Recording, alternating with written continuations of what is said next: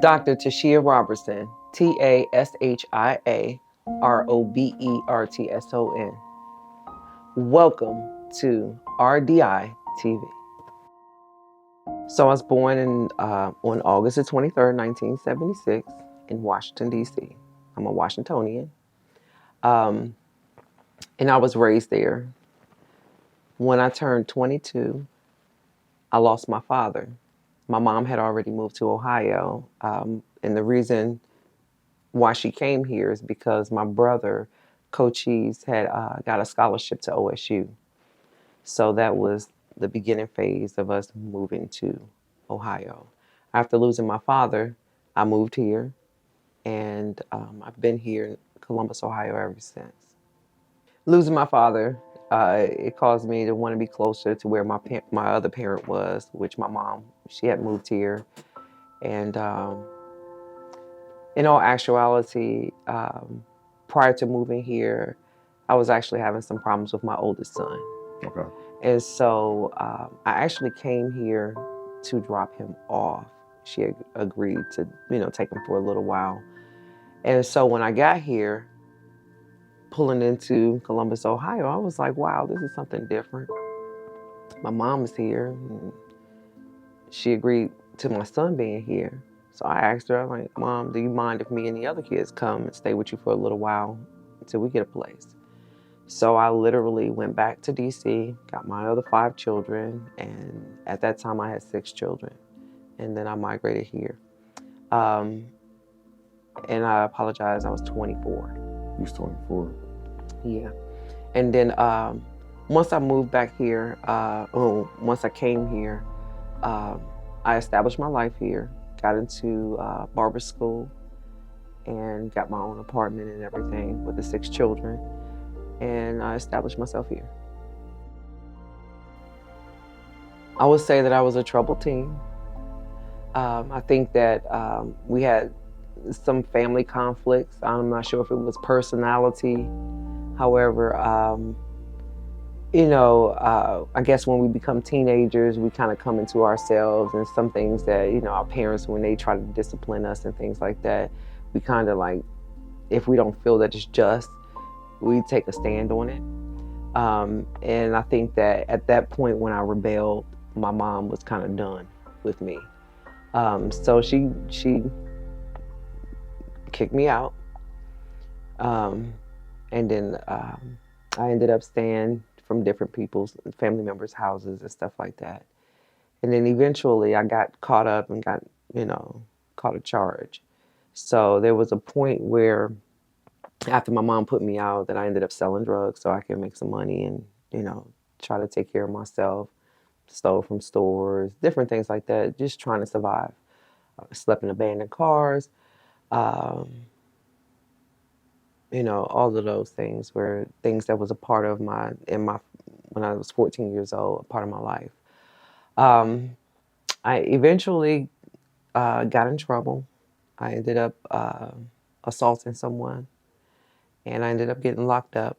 And this is all still during the time of being 14. I did 6 months, and then I did 6 months in a halfway system. And then from there, I when I was in the halfway house, I ended up getting pregnant, and by this time I'm 15. And once I got pregnant, my mom said she'll have me come back with her again. And then within 30 days, she was like, you and your son is going to have to find somewhere else to stay. So, I had a friend during that time that I met in high school, and her and her mom, and my friend, her name is Tashia Robertson. To this very day, it's going to always be my best friend because she's a part of the beginning part of my adult life, where friendships are bridged. Her mom, Miss Yarborough, she allowed me to come stay with her for a little while. And during that time, I had 2 caseworkers. One was Gail Massey, and the other one was Miss Odessa. And they knew that I was displaced, and they was trying to find a place for me to stay.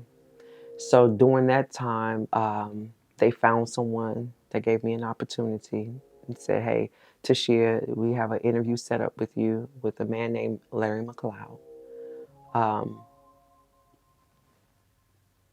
Recently, we just lost Mr. McLeod, but I'm getting ready to explain the significance of his presence in my life during that time. Mr. McLeod gave me an opportunity. The program that he started was called HDS, Human Development Systems. The program was set up for young males coming out of Oak Hill prison or receiving prison institution in Washington, D.C. for boys with behavioral issues, okay? What makes this a unique thing is Mr. McLeod had it set up for 5 young men, okay? And I was a female with a child. And Mr. McLeod, he interviewed me, and it was something about my son that he couldn't resist. He said, I don't know how I'm going to do this, but we're going to figure this out. I am going to accept you into my program. And that's how I got into an independent living program. And so Mr. McLeod became a hero, a big father, a father figure, a role model, and he actually changed the direction of my life because of the impact that Mr. McLeod, Miss Odessa, and Miss Massey had on my life to put in, to actually trust me with the opportunity. I successfully completed the program. When I graduated from the program, I was pregnant with my second child. Mr. McLeod let me have all of the furniture that was in my apartment from the independent living program. They paid my first and last month's rent and got me established into my own place. I went straight into culinary arts school from leaving Mr. McLeod, graduated high school. He bought all my knives and everything that I needed for culinary arts school. And so even though I left the program, they still stayed a part of my life, checking up on me, making sure we had things, you know, events would happen. They would call us, and Mr. McLeod and his family would allow us to come and be with his family during holiday seasons and different things like that. So they became like a surrogate family to us. And you know, by the time I left Washington, D.C., I had 6 children, but I was working, I was taking care of myself, and I was doing pretty good.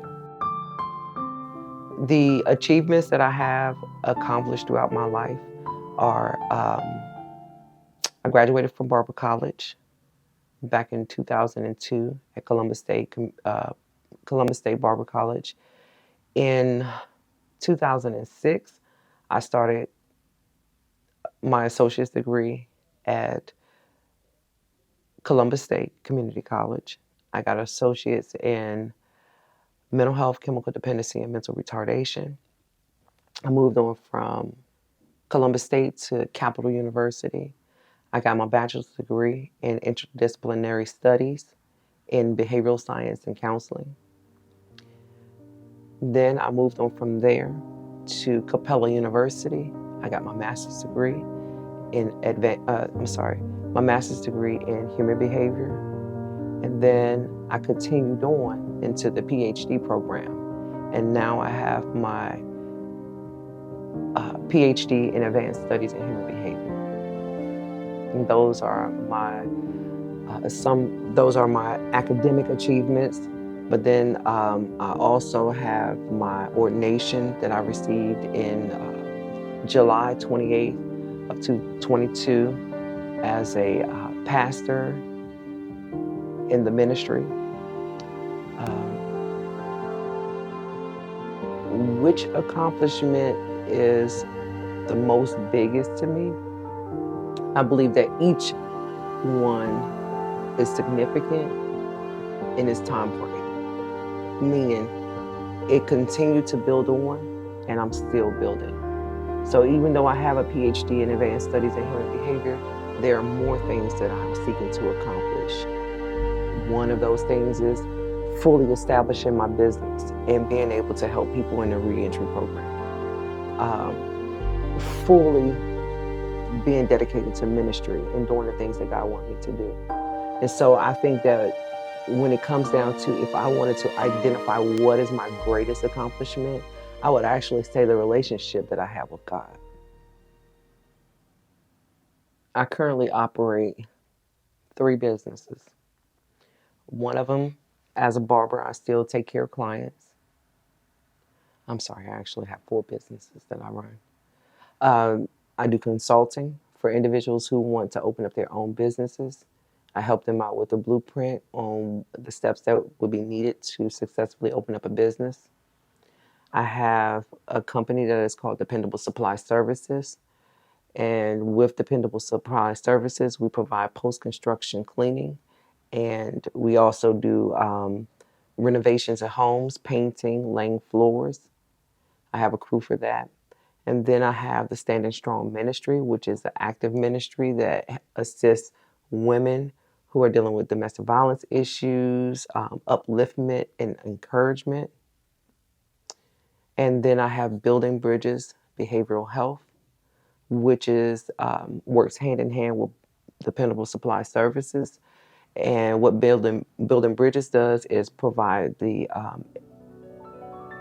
on-the-job supports necessary for individuals who may not have the skill set to perform the job functions, but also assist with that. It helps with life skills, with, if you need IDs or referral sources to community-based programs for mental health or AOD issues.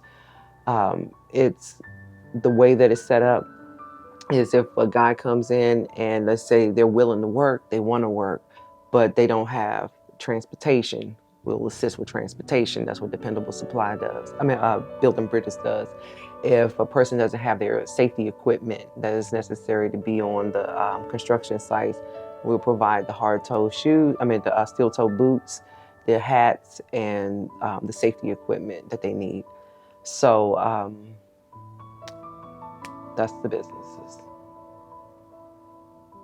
I've been doing Dependable Supply Services for about 2 years now.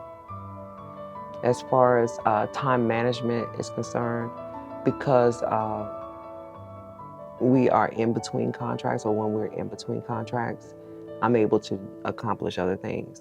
So let's say somebody wants some business consulting.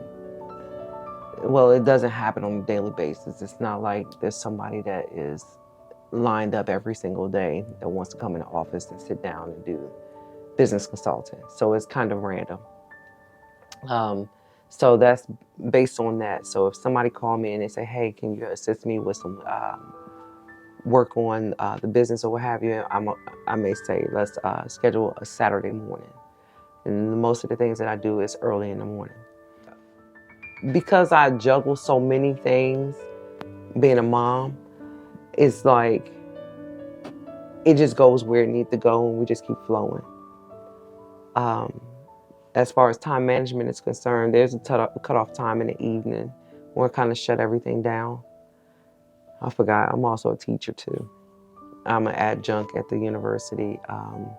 I teach a class, it's Intro to Behavioral Studies. So I just go with the flow of life. I don't know how to say that I manage it. I just go with the flow. How many kids do you have? Good question. I am a mother of 18 children. Okay. Biological children.